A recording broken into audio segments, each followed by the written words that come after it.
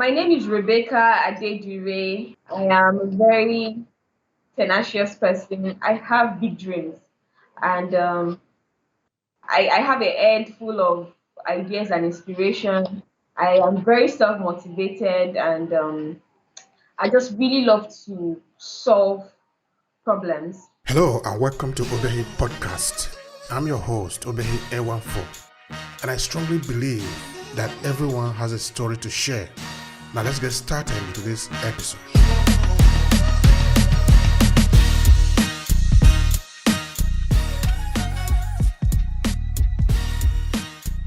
Where others look at issues, I just try to look at opportunities, and that has been my drive and my vision because I understand that life can be really really full of a lot of obstacles, but every day I just keep pushing and keep motivating myself that I can be a better version. And basically, I love people who are very very positive. I don't really like any negative energy.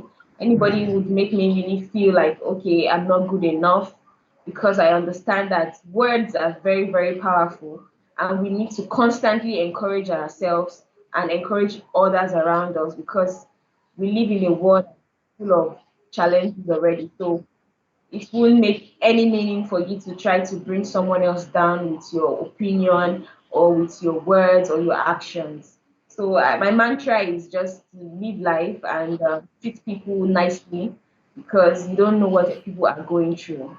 That's good. That's it. That's a very important one. Everyone is fighting his own war. When you see somebody, don't instead of criticizing, just be passionate, be compassionate, no? Because you don't know what the person is going through. So I get that part. That is very interesting. Now, can you tell me something a little bit about your background? Like, where did you grow up? Were you born in Lagos? Help us understand that part. I've lived all my life in Lagos, and I was born in Lagos. I was raised in Lagos. The only thing that really took me out of Lagos for the first time was during my NYSC. It's this mandatory scheme we have here in Nigeria for every graduate. After your degree, you're mandated to serve the nation for of a year, and you have to be posted to regions that are, or that is outside your locality. Possibly they look at regions that you've never been to, because the purpose of the NYSC is for you to be able to learn and integrate with other people in the Nigerian society. You need to be able to learn their culture, the way they do things. You need to be able to understand their way of life, and it's majorly just for unity. So that was what took me out of Lagos, out of the south to the north for the first time. And I went to Kano State, after which I stayed for about 3 years, because I finished my NYSC. I decided to enroll for an MBA, and I was there for a while because I really liked the culture. I liked the fact that people there were really easygoing. Unlike the hustle and bustle of Lagos, every day you'll be up very early to catch a bus, traffic. It was just really hectic. I think I needed a break from the hustle and bustle, and I really just wanted to enjoy other people's culture. I needed to see life in a different perspective, different from the way people just always see life as just need to make money. You need to be out there. You need to, because I observed that over there they are really very very patient, and they are mostly very satisfied. I mean, somebody open a shop, and at latest maybe 6 o'clock. Yeah, in fact, the market closes at 6. They are gone, because it's just like we thank God for today. We've sold and God has really helped us. It's not a matter of we need to keep selling. Even if a customer comes and they're about to close their shop, it's like, okay, will you come back tomorrow because we're done for the day? Something you would never see happening in Lagos, because I think the Lagos spirit is very different. But over there, the culture is different. Even the topography, the climate, it's up north, so it will be very, very hot.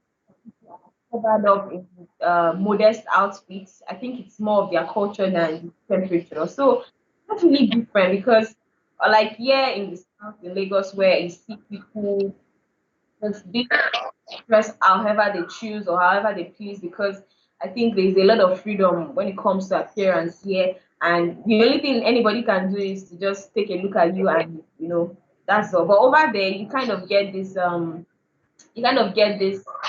feeling that, oh, I think I've overdone it. I'm not supposed to be appearing this way because you're probably going to be the odd one out of the crowd.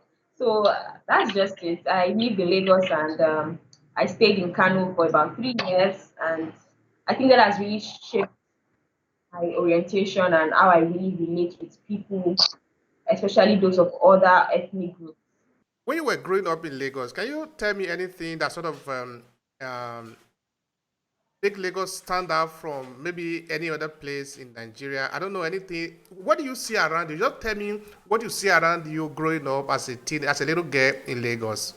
As a little girl in Lagos, what I really observe about Lagos, or let me say Lagosians, is the attitude of you just need to be extremely smart.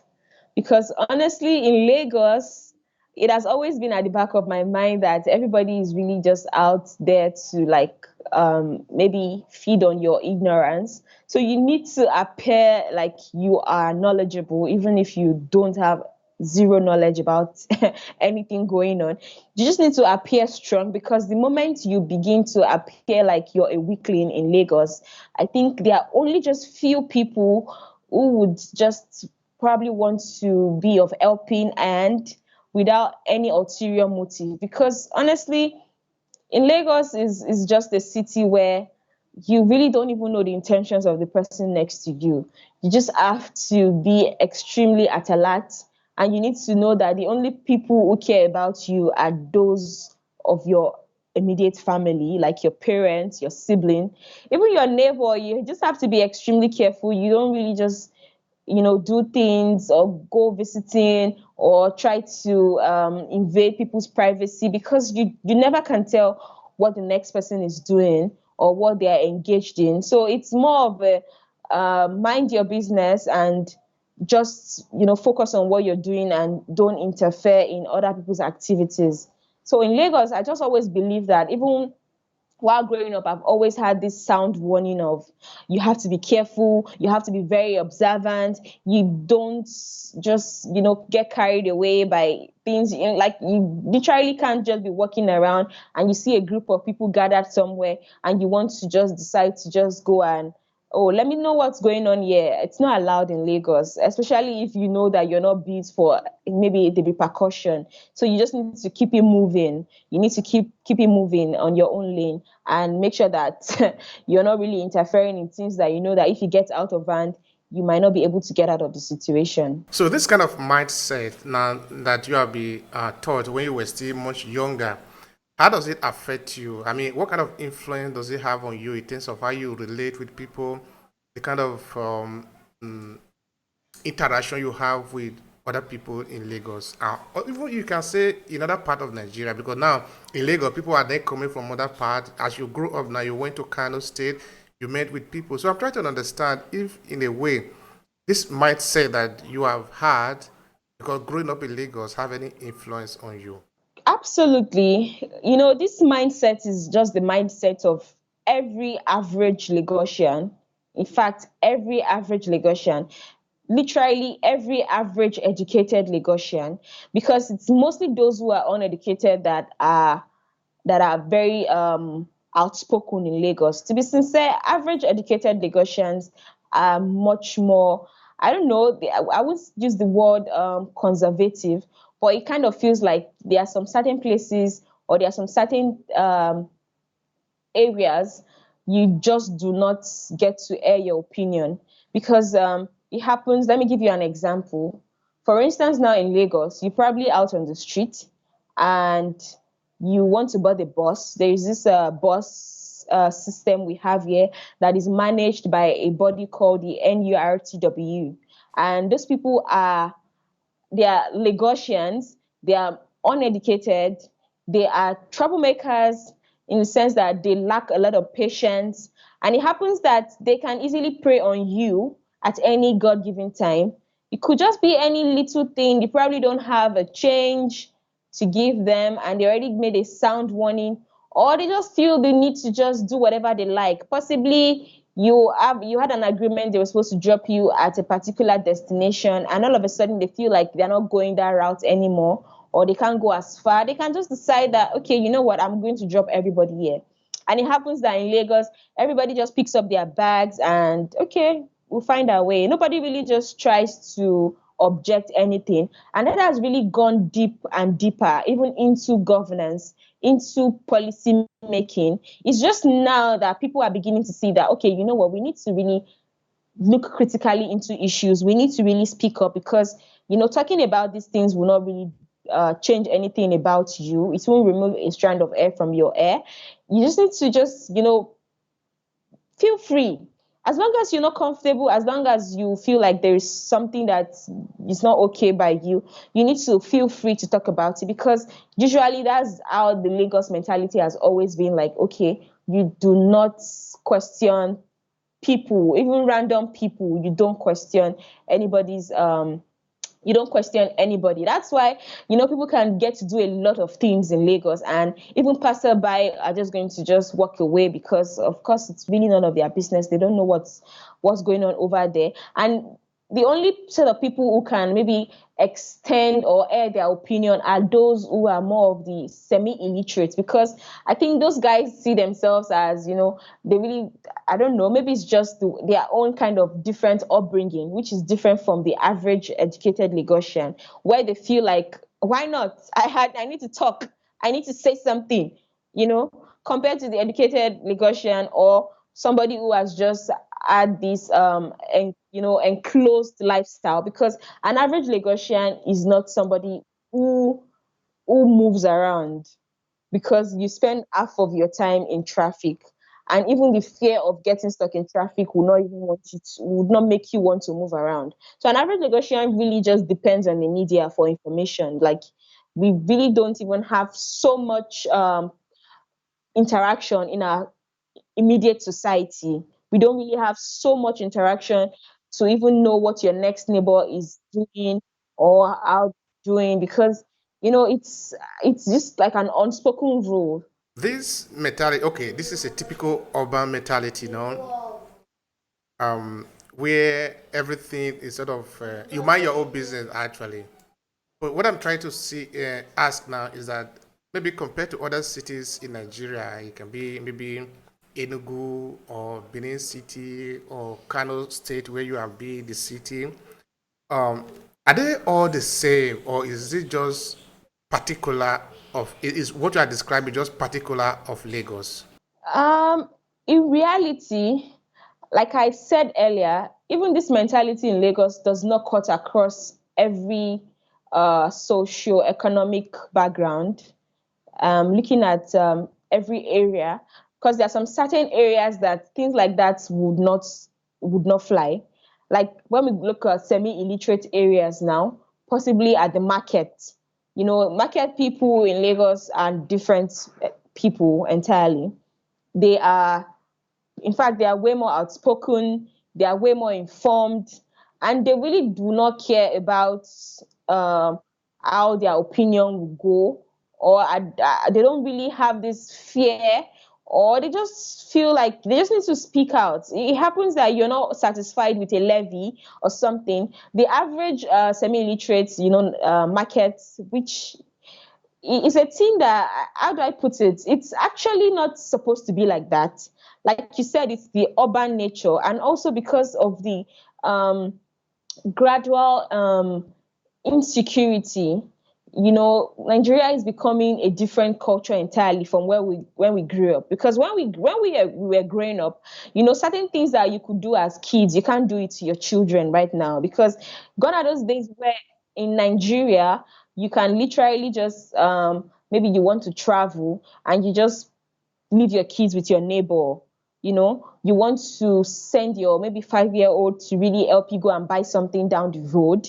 you know you want to leave your kids with other children to play as they like, because you believe that almost every parent is giving their child or their ward uh, proper home training, and you believe that every child is trained, because back then it happens that it takes a community to raise a child. But in the new Nigeria, it's no longer like that. I mean, you can't really interfere into another child's upbringing. So if you're giving your child a lot of home training, you want to be able to safeguard your child from other children that are not as trained as they are, so they won't get corrupted. Like, the system is gradually changing, because I believe if you lived in Nigeria, maybe when you were younger, you can agree with me that there was a lot of freedom for children back then. But now it seems like children are having this mentality of they need to stay indoor. They don't need to interfere in opinions. They don't need to interfere in things. They just need to, stay where they are put, and they need to only, talk about things that they are asked to talk about, because it's really changing. It's not how it used to be anymore. And your other question of other parts of Nigeria, like, is it the same in, like, the east? Is it the same in the north? It's not the same entirely. Absolutely not the same, because I can say for the north, it's not the same. In the north, it happens that over there, it's more of a single ethnic place, in the sense that your neighbors are people of the same language, people of the same culture, and even if there is going to be a little bit of difference, at least you're from the same origin. So whatever is happening, you know that you have some sort of mutual understanding, based on the fact that you share the same um, ethnic origin. You really understand that, okay, no matter what, this person is Hausa, I'm Hausa, and if anything is going on there, it's going to be a group of Hausa people. So you can always interfere, and you would be accepted because you're part. But in Nigeria, in Lagos, on the other hand, it's different people cut across different places. You have the Efik, you have the Bibio, you have the Igbos, you have the Yorubas, you have the Hausas, you have the Fulanis. In fact, you really would not want to interfere in activities going on that is only like the Igbos that are there, or more of the Igbos that are there, or more of the Fulanis, or more of the Hausas. So you just need to be careful, because even if you want to be outspoken and it happens that you have a mix of so many people, so many ethnic groups, it's going to be more of really a conflict for you to get your opinion to be heard, or for you to be able to communicate effectively with them, because that barrier already is going to be like, okay, you just have to know how to really communicate that in such a way that it has to be accepted. So I think with this you can really picture my. Thank you for that, Rebecca. So, I mean, if we were to go to maybe places like Ogun State, or like your, I'm using this example because you are of a Yoruba extraction. You see, so uh, of course, this is also in the same. If we are looking at maybe going to Enugu, or going to Kwara State, or going to Kano State, or going to Benin, for example, no, where you have a predominant ethnic group.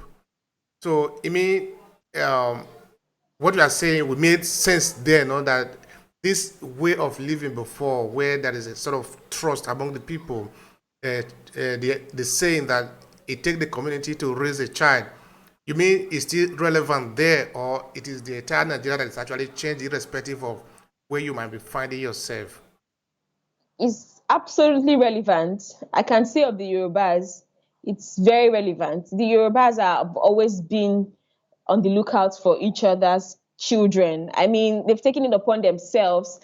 In fact, the Yorubas are the kind of ethnic group that will leave what they are doing to really want to help you discipline your child. I don't know what they have to gain in it, but I feel like Yorubas are, when it comes to children upbringing, they really like to make sure that it cuts across everybody's child, and also for the predominant ethnic group and the unity and the fact that you can easily just you know air your opinion.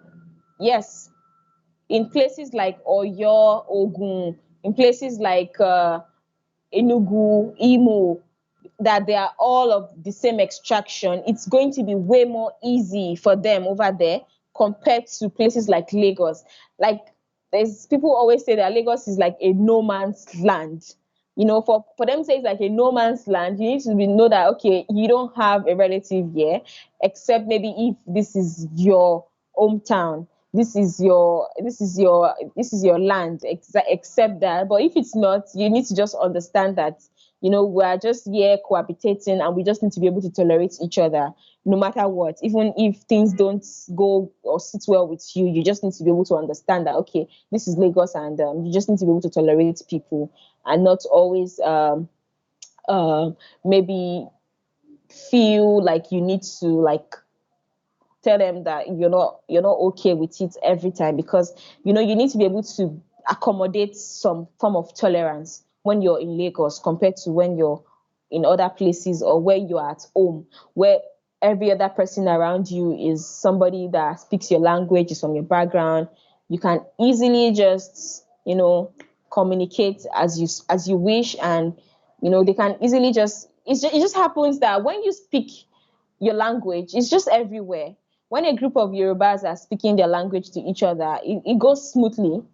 And when a group of Igbos are also speaking their language and communicating, or even them knowing that you're a part of us, it's much more welcoming compared to you're just not part of them. You just need to really know, because I had a lot of challenge when I was in Kano for the first few months I stayed there. I learned to understand that you can't just literally go uh, you know have a conversation with a group of Hausa people sitting down. You need to be, you need to literally ask that, oh, can I sit with you? Can I like join in your conversation? Because you can't just go there and just decide you want to just, it's not a campus. Like, how do I put it? Even if it's a campus, unlike campuses in the West where it's a mix of everybody, campuses in the North, there is still a majority of the Northerners that are students there. So most of the time when they are conversing, is always going to be a mix of them. And if you want to be a part of that conversation, you need to seek the permission. So seeking the permission would let them, feel free, be at ease that, okay, yes, compared to just barging in and feeling like you have something to say when you're not asked to say. Thank you so much for that. I appreciate that. All right, now looking at Lagos again and looking at the Nigerian experience, because Lagos appear to be a kind of a boiling point for the Nigerian experience, no? In that all the different ethnic groups from different parts of Nigeria come to meet up in Lagos and they are coexisting together. And for the most part, they are coexisting actually in peace. But within the Nigeria political setup, sometimes they tend to sell the idea that we are different. This diversity sometimes they seem to project it almost from a negative point of view in most of the cases. Maybe it's because they want to win election or because it helped them to be able to manage the people. I don't know. But the question I actually am trying to ask you is that because you are an educated person, you have gone around a different part of Nigeria. Okay, you have gone to the north and you are in Lagos, where you see all kinds of Nigerians coming together. Do you think that the people of Nigeria are actually able to live across their ethnic line without major conflict?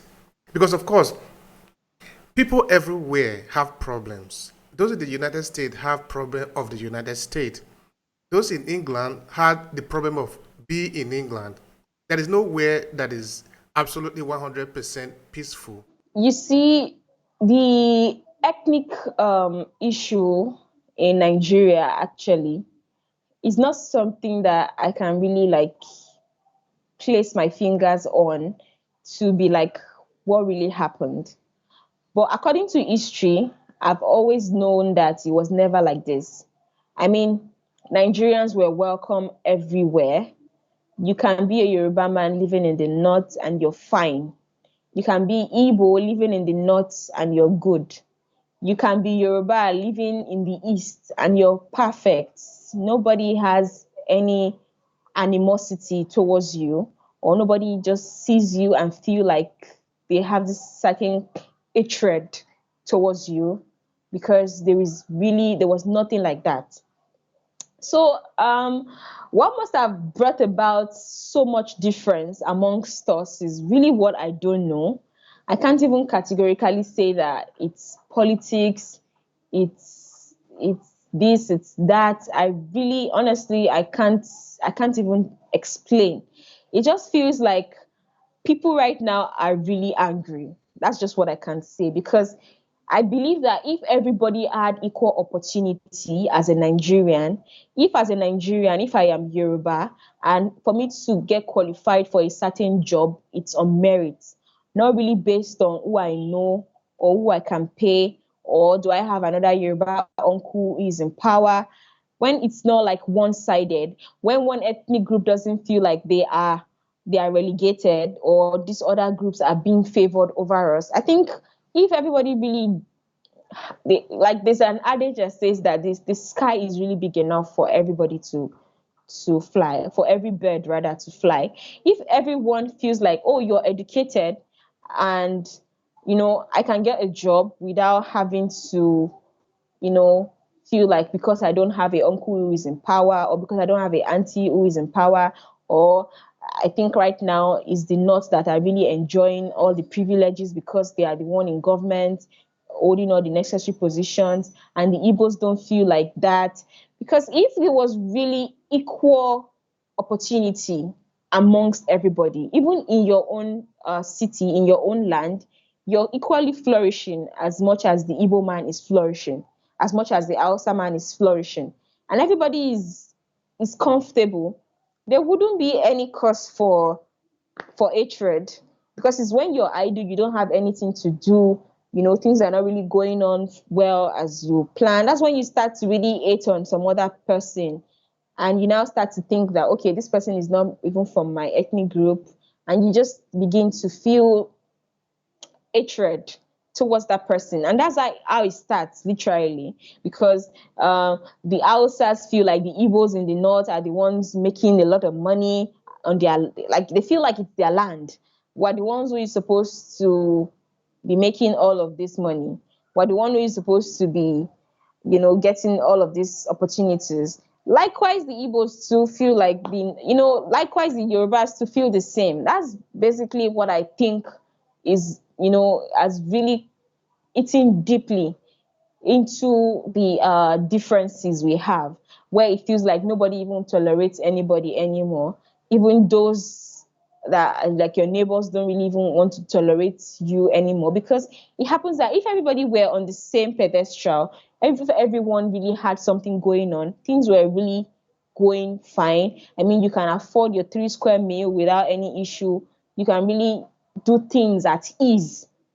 I think there is going to be sanity compared to what we currently have now. If I understand you correctly now, it means that in fact the problem that we are even having in Nigeria is it appears as if we are even creating it ourselves, no?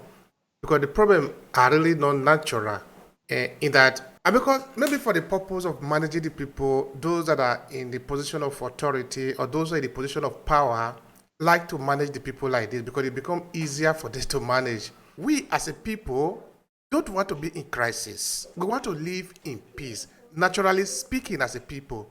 But of course, there are these individuals that are just heightening the tension.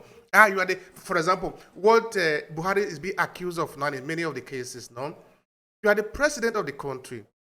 If you try to be, favoring your ethnic group in the in appointing people into your administration, what you are saying is that when next a person coming to this office is a Yoruba person, is to do the same.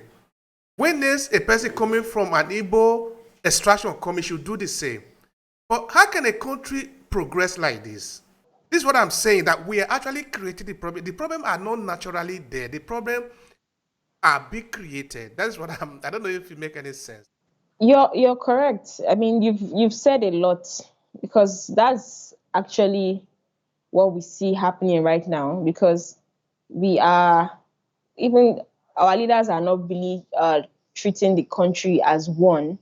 It happens that some are favored over the others, and we just people are really seeing things as they are now, and that's what is causing a lot of agitation, a lot of because it's just how I put it, it's just the effect of the actions they make, or the actions they took. It's just the ripple effect, because for every cause there will always be a corresponding effect. And it just happens that they didn't sit down to look clearly into all of this potential effect, that is the potential negative effect that can come to play from their own actions or from their own doings. Because it happens that Lagos is doing so well for themselves, not because of the federal government per se. It just happens that it has always been a city where, you know, they, aside them generating their own internal revenue, but they put back those income into, will I say, infrastructure, into creating opportunities, you know. And also because of the population, people trooping in, where there are more people coming in, there would be definitely more opportunities. Because if we have more people trooping in into a particular place, you know, there will be more opportunities for those in the educational sector. There will be much more schools. There will be, because these amenities need to be provided as well. So entrepreneurs will come in and, you know, mop up those problems and create opportunities for themselves. So that's really what's happening. It's not necessarily like Lagos is doing something spectacular or Lagos is doing something so much, because it happens that even if you leave your state to come to Lagos, like if you do not probably have, or if you're not favored to really get the necessary help, you might still just be here and still be struggling. Because like I always said, it's a no man's land. So anything, whatever is going to happen to you in Lagos, it's really not mostly dependent on your own ability. Most times it has to be that you're just lucky to be at the right place at the right time. You're lucky to just get favored by somebody. Because you being in Lagos, even working on the street of Lagos, doesn't mean that you're going to get opportunity. No. So that's just how it is. There can be more to be said there, but it's okay. Let's leave it there and progress on. Tell me a little bit about what you are concentrating on in your work, in your profession. Tell me more. Let's spend some time there. Okay, at the moment, what I'm currently doing now is mouth strings. Actually, Mouse Strings is a website, is a blog website, and I started that was last year, June, July. I created the website. I was able to get the necessary skill to be able to build a website, and I started to just write. So what happened is, initially I used to be very, very active on LinkedIn. I mean, I used to really just post on LinkedIn once, you know, and often. But I moved off from LinkedIn and I just concentrated on writing on my website. And what I write on mostly is on love, relationship, marriage, dating, sex, and everything. So I started to do that and I just continue to do that. Actually, when I started, I really did not have any concrete vision for mouth strings. I just was just, okay, let me just have a blog site and let me just air my opinion on certain issues that revolve around love, marriage, sex, dating, and everything. But it happens that as time goes on, you know, you just see opportunity or you just get a vision and you feel like, yes, this is a vision that aligns with what I'm currently doing. How about I just go along the line? Because it happens that in my writings, in my opinion, I get to see that people read and they ask me questions, you know. And I literally just was just able to observe that in Nigeria, as it is right now, people are going through a lot of mental challenge, in the sense that it's really hard for you to get a trusted person, or it's also very expensive for you to get professional help when it comes to things like your relationship, your marriage, you know, sex, dating, and all of those things, because we don't know who to talk to. And issues that revolves around these particular areas of our lives are not what we are always really comfortable to discuss in public. because we're really going to be afraid of stigmatization. And not even stigmatization, you just really just, you don't know how people will take it. And the fact that people are just out there uh, to really just take your story as a gist to just share around, not really because they feel sober, or they really feel like you need help, or they really feel like, oh, this should not happen. It happens that people just are hungry for gist, and they just want to pass around your story, or something that is really bothering you. And even it happens that in your own circle you're having relationship issues, and you can't just really just talk to your friends or your family about it, because to them it can just be kind of, um they probably just shift the blame on you, or just tell you a lot of things that, oh, it's your fault. But it happens that these are issues that people go through. And I thought that, okay, Mouthstring should be a platform where people can really be able to get help when it comes to issues relating to their love life, to their dating, to their marriage, to sex. Because sex in particular is not even what the Nigerian culture or people just really want to openly discuss. But there are issues around it. People are married, they definitely have sex as often as they can. And in doing so, there are issues around it. There are tons of issues that needs to be discussed. All right. Tell me, what are some of the issues around it that people should know? At least you are producing content around it, no? So tell me, what do you want people to know about it, not about sex? Okay, sex in particular, I how do I put it? Like I say I am a self-acclaimed sex therapist. Not like I took a course on it, or I have a certification or something. I just feel like I have so much knowledge, and I feel like, okay, since I have this knowledge, how about I share it? So certain things about sex that we need to know is the fact that it's a way of life. It's part of our life. It's part of what makes us human. It's part of what makes us what we are. Because even characteristics of living things, reproduction is part of it. And we need to also take that part of our life seriously, because sex is not just only, and it's not just a physical thing only, it's also an emotional thing.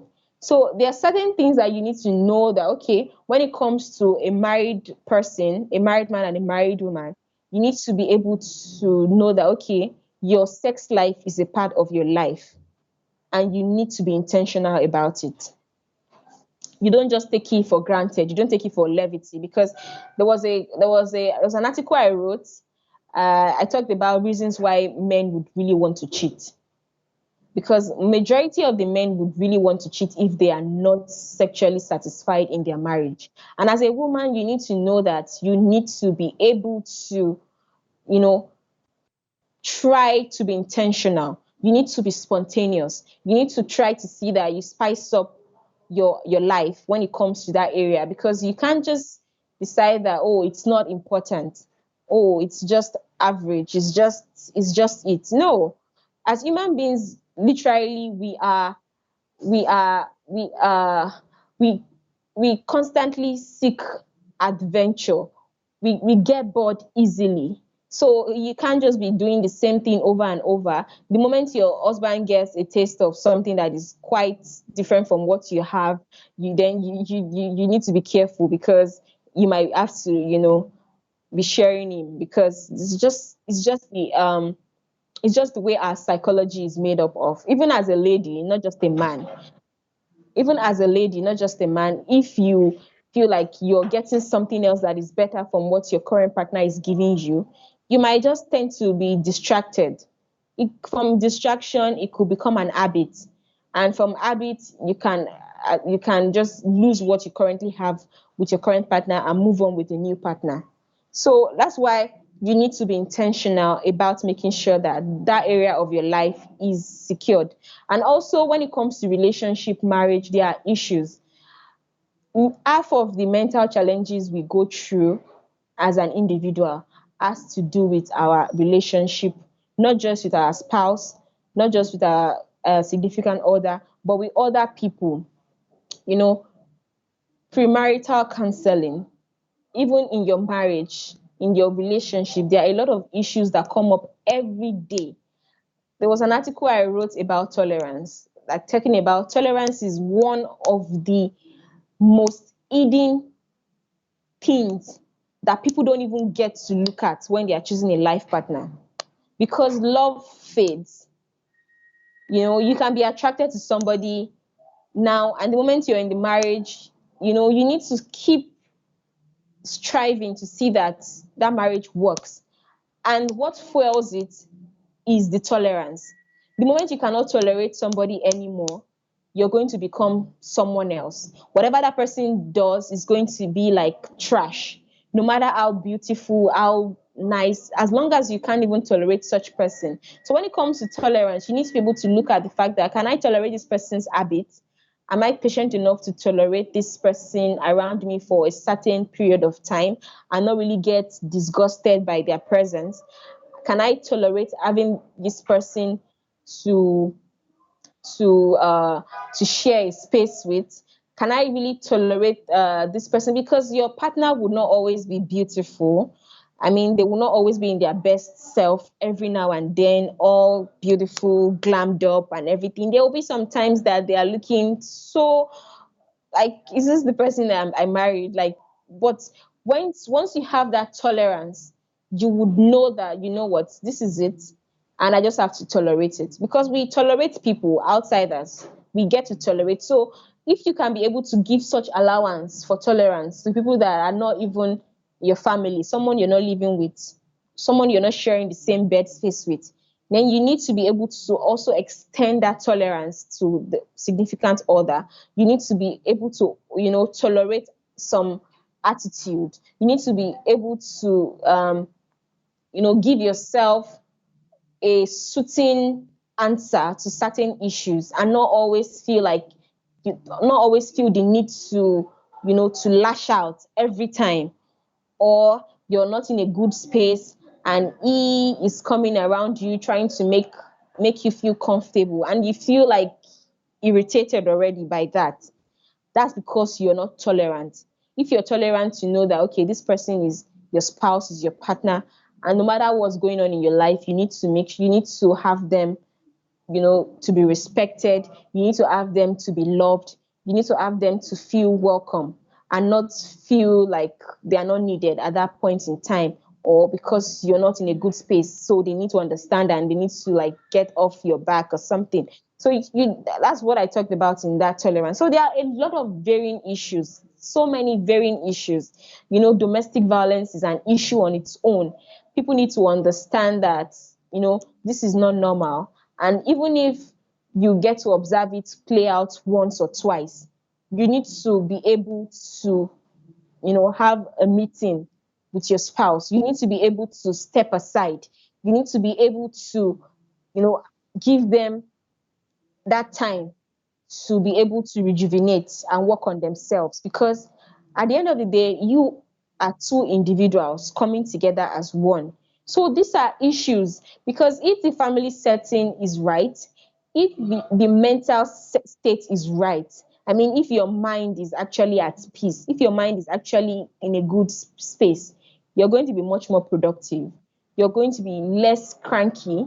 You're going to be accommodating even at work. You're not going to be always irritated or just angry, because people are walking around with all of these baggages, every day, day to day life. And you just need someone who is trusted. They need a platform that is trusted, where they can easily just seek help and they don't have to spend a lot of fortune. Getting counseling should not cost you so much. And when I mean counseling, I mean day-to-day counseling, because these challenges just spring up, because life is a different world on its own. I mean, we are just like a supernatural being living in a natural world. I mean, we are human beings trying to adjust daily into life, because life comes with different challenges every day, you know, depression of various forms, addiction of various forms, you know, a lot of people will just reach out talking about, oh, I'm addicted to watching pornography. I really don't find my spouse attractive anymore. They need help. That is an help. And the thing about all of these mental challenges is that you don't get to see it. You understand? Or like when you're physically bound on a wheelchair, or when you're bound on a bed, when you're sick, when you're down with malaria, or you're down with an ailment that is physical that you can see. People cannot easily see it because it doesn't show on your skin. And if you're somebody like me, who, if I'm going through a lot, you won't even see it in my expression because I have a way of concealing it so much because I just don't want to put my baggage on someone else. I don't just want to put my problems on someone else. So I just try to just man up and just try to just continue with my life. And a lot of people are the same. You hear people committing suicide. They used to be the happiest of the happiest in their circle. They used to be the life of the party. And before you know it, he jumped into the ocean, or he took up substance, or he was high on something. These are issues. Even in your career, there are issues. There are things that cause you to just be depressed. But when you know that you have somebody who you can talk to that would give you clarity, it helps you to lift some weight off your chest. It helps you to feel lighter. It's just the same way when we're talking to God. You're talking to him knowing fully well that he's listening, and you just feel light, even though that problem hasn't even resolved at that instance, but just letting it off your chest. Somebody you can talk to who is not judgmental, somebody you can talk to who isn't out there to really just talk you down, or talk you to see that you're the one at fault or something, and you just get this form of peace, even if it's temporary. You just get that. It helps. It goes a long way. So that's why I'm building Mouthstrings to be a place where people can reach out to various professionals, and they can easily get clarity on several issues going on in their personal space, and they can have somebody to just give them help, a helping hand, and just put them through.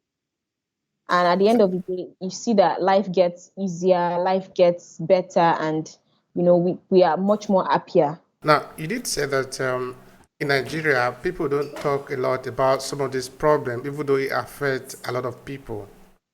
It affects a lot of people. That is true. Why do you think people don't talk about this problem, these situations of life? People don't talk about these situations of life because of mockery, basically. Mockery. That's just a simple truth. Because to be sincere, I give it up for celebrities. Celebrities need to constantly have like a psychologist working with them every day, because even as an individual, you're not even a celebrity. There are some certain days you wake up in the morning and you just feel so less of yourself. You feel so down. You feel so bitter. You feel like you're not even encouraged to carry on with your life. And it happens that if you're able to just get a little bit of light, and you just eventually just pick up yourself up and keep it moving. You know, it happens. These celebrities, I'm just using them as an example. They are constantly in the media. People are constantly talking about them. Some are talking good, some are talking bad, and it depends on their kind of personalities. There are some people who are built to be strong, that they can easily just take all of this negativity and they would still come out strong. They will still push through. While some other people easily um, they really get disturbed by what other people say about them. So the moment you're out there talking about issues like in my relationship, my boyfriend does this, and you really might not want to talk about it, because talking about it, you never can tell the intentions of the person that is listening. Possibly is just there to listen and get to laugh over it.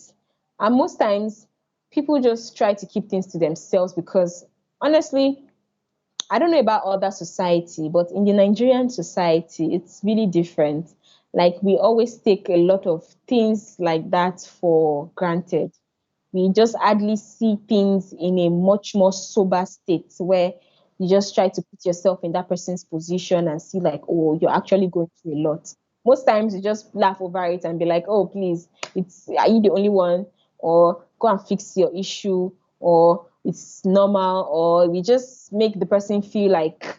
And sometimes there are some comments some people would pass, and you just get even to weigh you down than you were before even sharing it.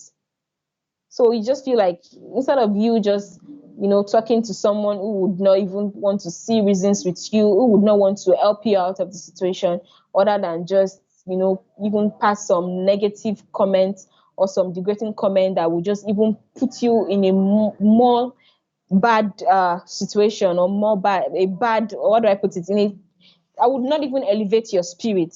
That would just, push you downward into your depression. So it's better for you to just keep it to yourself and just continue, with life.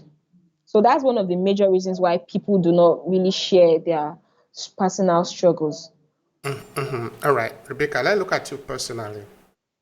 Why did you decide to take up this issue? Is it because you have any experience about it, or you think people might be going through some of these issues? Personally, I go through life every day, just like you and I. But it happens that there's going to be like a breaking point, a defining point for everybody.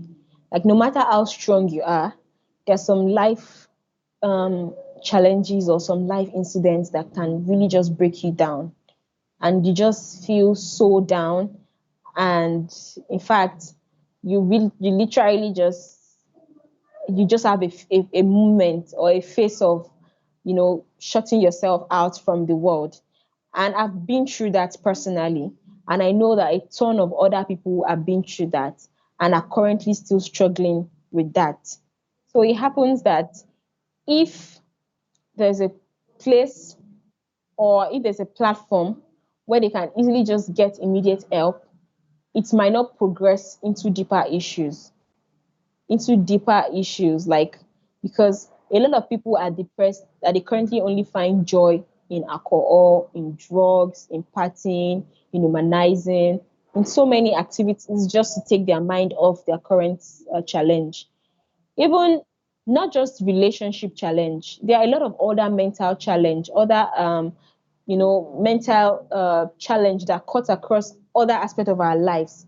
Look at your workplace, for example. you know there are challenges that goes on over there as well. Even in your career, there are challenges. You're at the crossroad. You possibly don't even know what to do with your life anymore because you've tried so many things. And that's a challenge for you because you're just confused on what next to do, on which step to take. So it happens that people really need to speak with somebody. And speaking with somebody should not cost you a fortune. Speaking with a professional should not cost you so much, because you should be able to get help, and you should be able to get clarity, and you should be able to move on with your life as soon as you can, and be in a right frame of mind. That's just what All happens. right. Now, how do you know this is what people are really going through?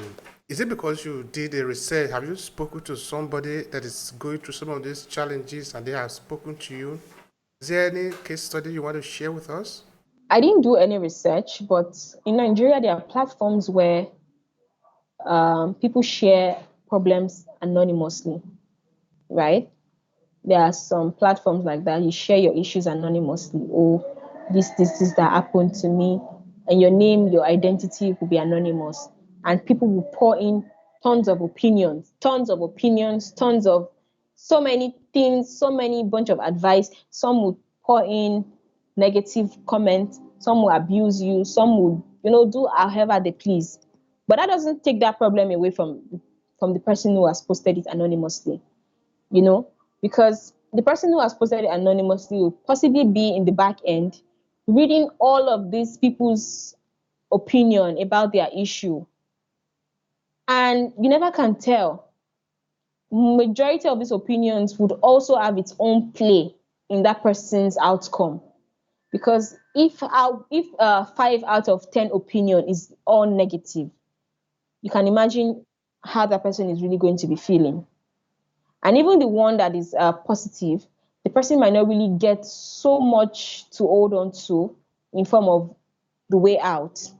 The person might not really get so much to hold on to in form of a clarity, in form of a standpoint. The person just sees it and okay, it makes them feel maybe okay, this is a better comment. This one is not so hard on me, and that's all.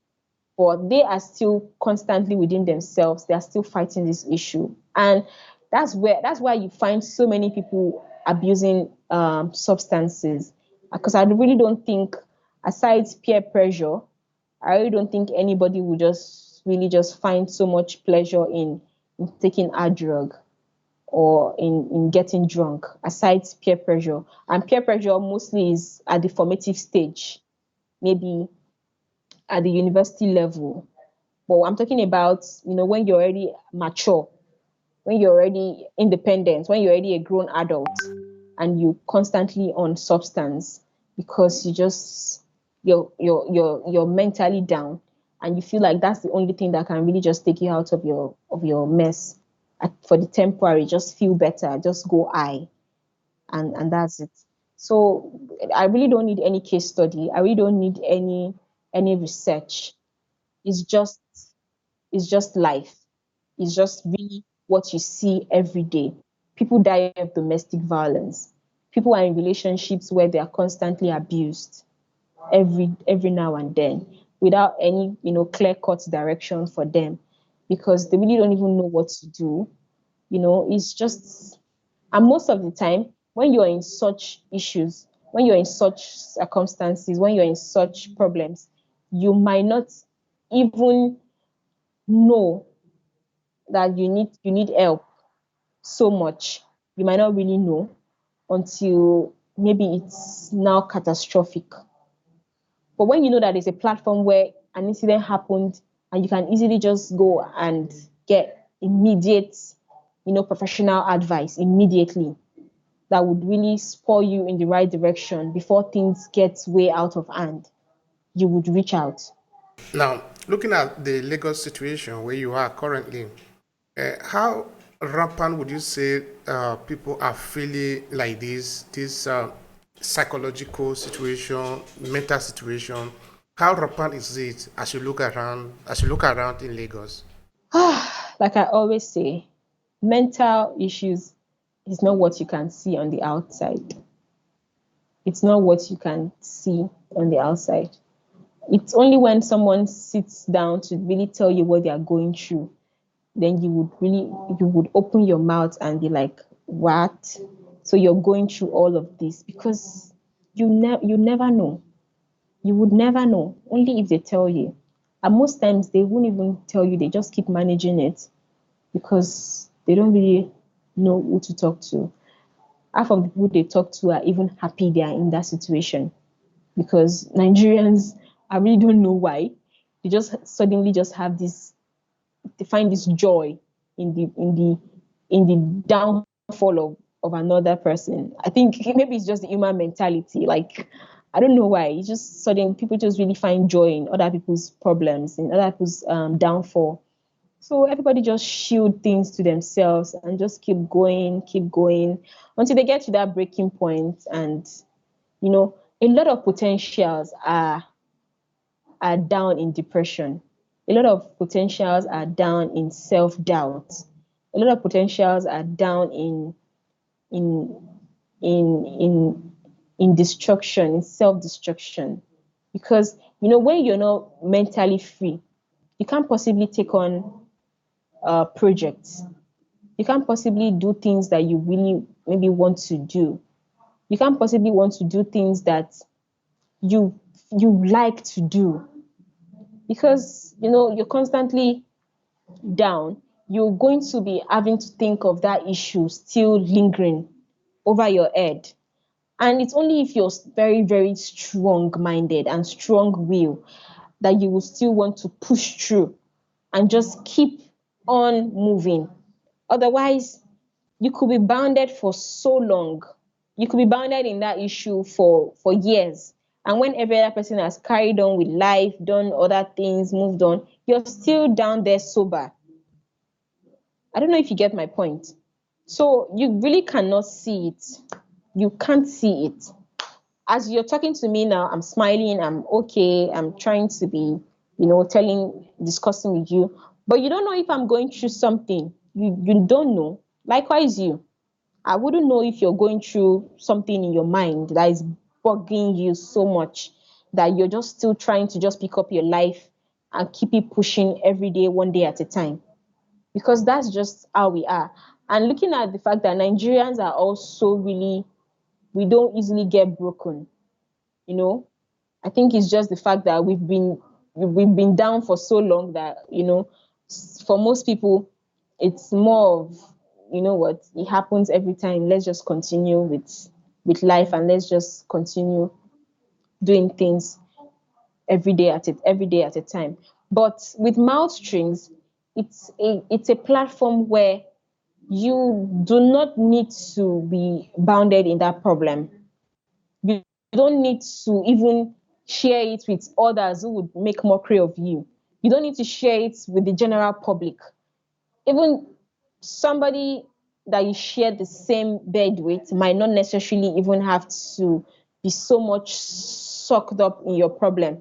You just get that problem sorted out by, talking to a professional who can give you clear cut, you know, advice on the next line of action, who you can speak with, and you can be able to get clarity, you can be able to get help immediately, and you can feel better. Because it happens that someone talks to you and the person just, or you talk to someone who you feel that can help you, or who can help you, or you just basically have a conversation with someone, and after that conversation it feels like, where have you been all this while?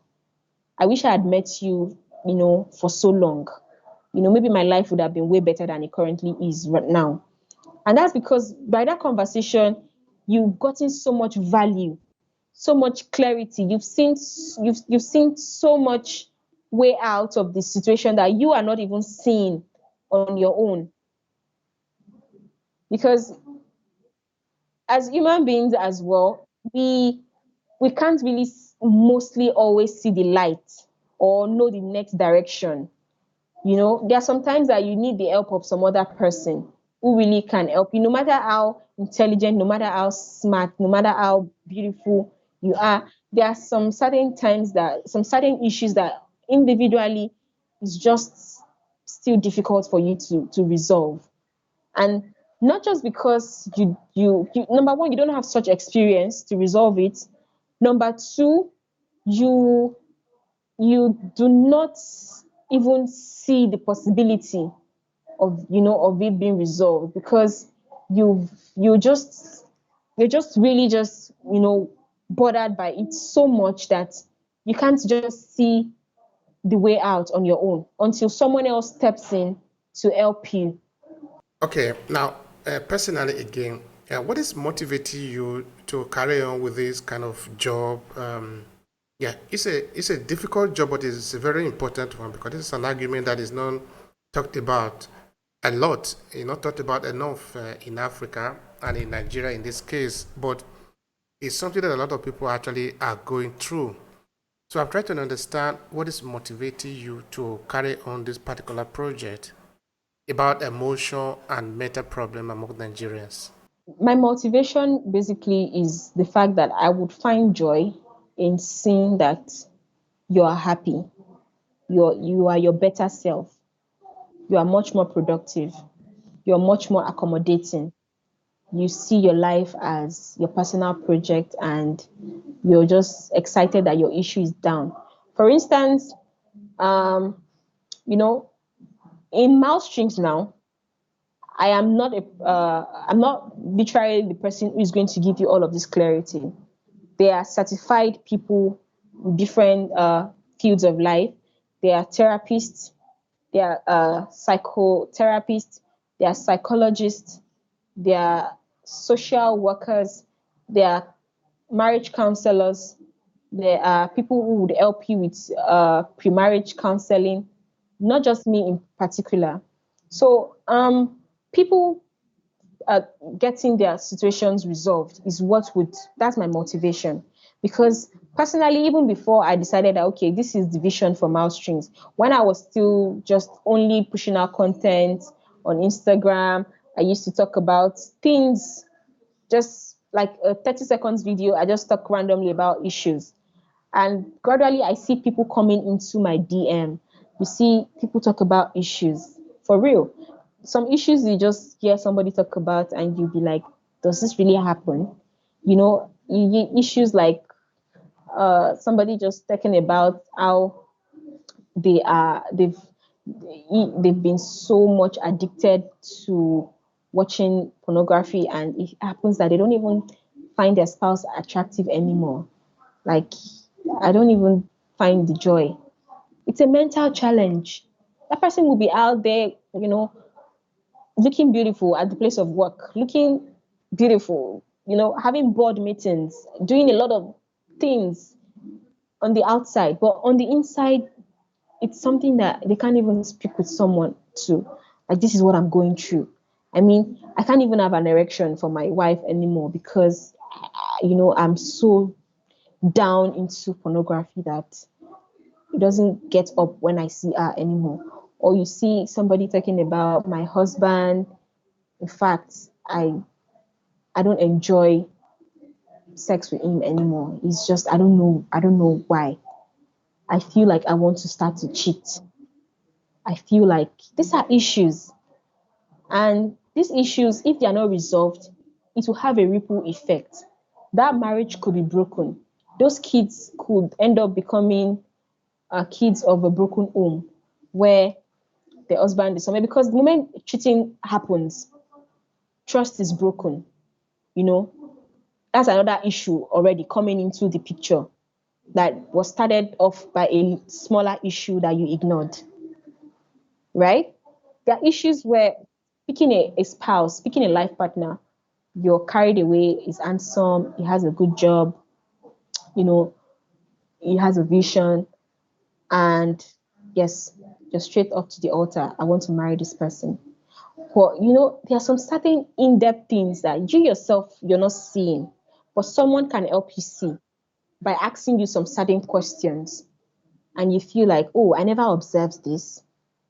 But that thing you didn't observe could be a problem in future.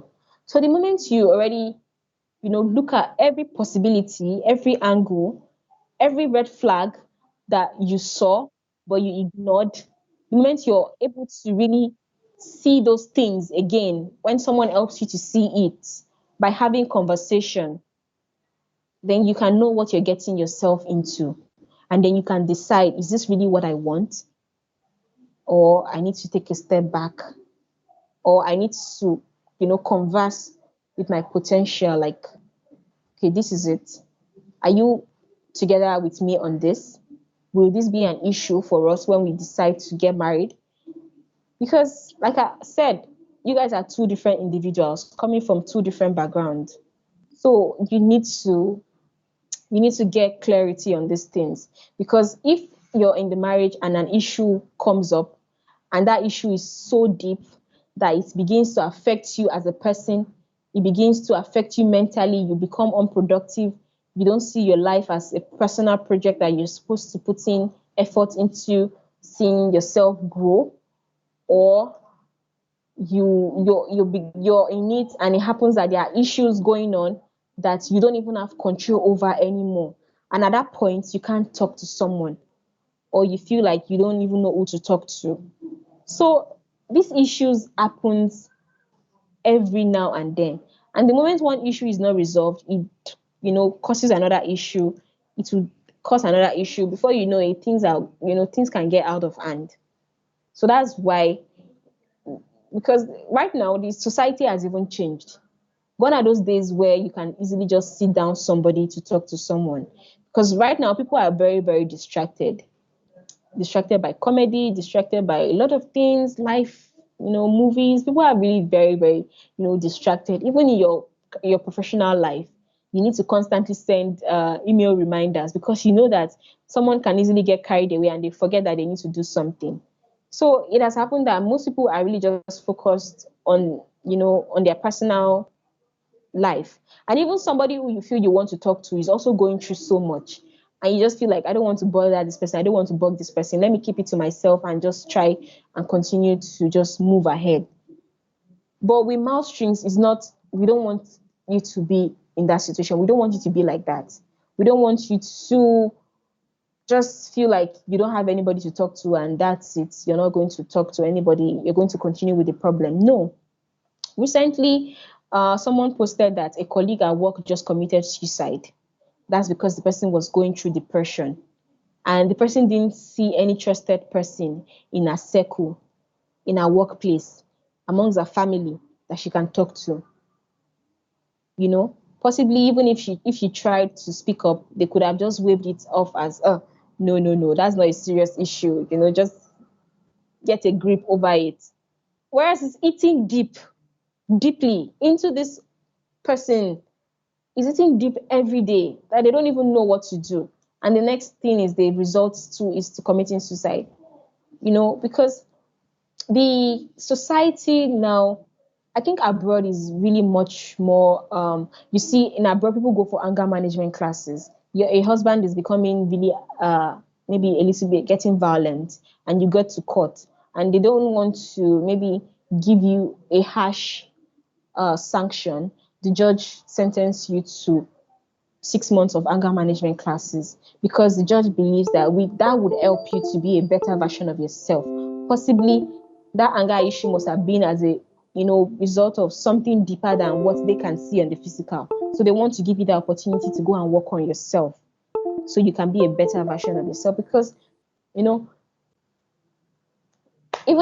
your husband that you've always known to be a very cheerful person all of a sudden just begins to be cranky. Possibly you don't know what's bothering the person. It could be work issue, it could be life. Just suddenly becomes really cranky. And if he doesn't really get immediate help, immediate resolution to that issue, it can carry on to the point where their husband begins to drift away from family, begins to drift away from children, begins to drift away from his wife, and he starts to just be alone, possibly alcohol, possibly going to the club, possibly finding joy in just staying away from the house. And other issues would come up again and again, other issues that will be much more grievous. When all these issues are there, say maybe for example, right there in Lagos, a woman come to meet you and she tells you of her challenges, and now she, like you said before, she's thinking of going to cheat, no? Or maybe a man is in a situation like this, had not yet started, but in a battle, no? In between the green and the red line. So she or he is in the yellow line now.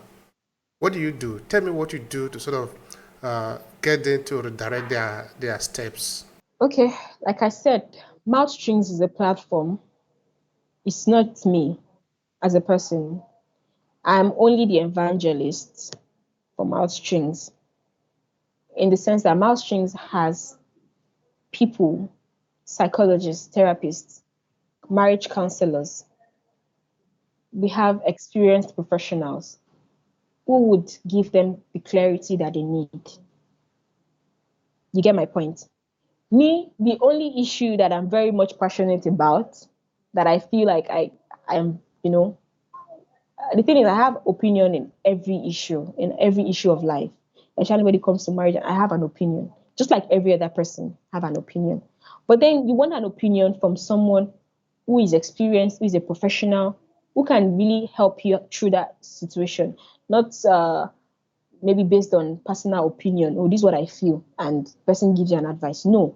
So that's Mouth Strings is the platform. But me personally, as a person, if I want to step into that issue and help the person out, I would first of all try to look at the factors, what has caused those challenge. Because for you to want to, there must have been a backstory, there must have been a background issue. I need to be able to get that person to open up so I can get to the root of the matter.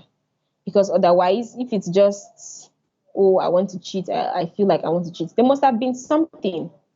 There must have been something. It could be that possibly is is not the man you used to be, in the sense that since you got married, after your marriage, he has possibly changed in some physical aspects that you don't find attractive anymore.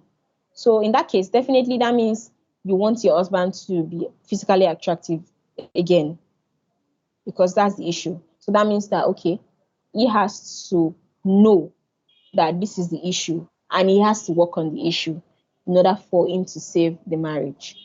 All right. Thank you so much for that. Um, Now, tell me, how can people connect with you and connect with this platform where you are working so that in case maybe they have a problem, they can reach you? Use this few seconds to promote yourself. Okay, you can visit my website www.mouthstrings.com. So from there, you can reach out to me via any of our social platforms: LinkedIn, Telegram, I'm sorry, Facebook, Twitter, and Instagram. And also, you can also send me an email directly to sextherapist@mouthstrings.com. So what happens is you send us a brief on what you're facing, and we know the right person to connect to you. And the good thing is you're not even going to be spending so much.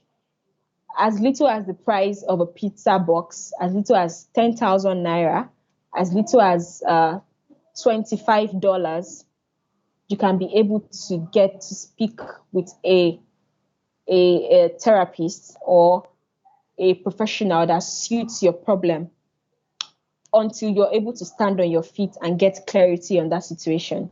So you can be able to get as much as 4 to 8 sessions of conversation, 4 to 8 sessions with the professional, with as little as 10,000 naira. So you should visit www.mouthstrings.com. You can also send us an email on sextherapist@mouthstrings.com, or you can go to any of our social media. From our website, you can access our social media.